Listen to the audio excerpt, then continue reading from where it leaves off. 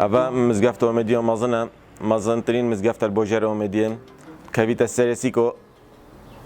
أمديم والسنتر بوجر أمديم مجيو دو مزراندن و مزقفتت زفريتن بود سردم عماد الدين الزنگي 507 هجري مؤسسة دولة أتوباكي المثال كواتا دكات 1142 ميلادي وهر وقت سردم پوشت دیفیدا قراجه کره عبدالله نوبه خود سرمینبر نویسیه مجیویج حساسا نویسیه سال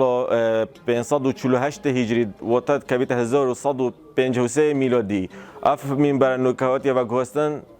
بو مزخانه اسلامی بش اسلامی بغداد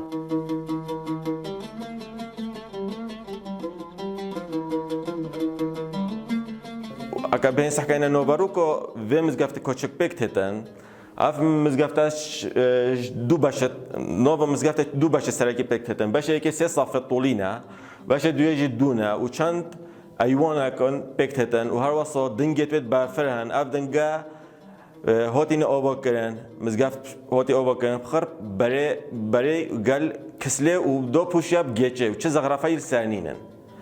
و اف دنگه وكو قوسات هاتين أباكرن وبنا جنبات يعني وهر وسط بيتا بونه مزقفته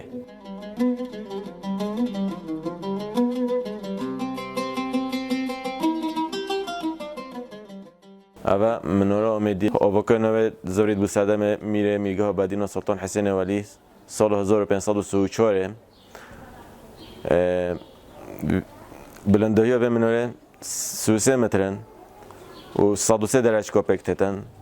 و هر وقت هاتی آوا کردن سر روبره که 4 گوشه‌ای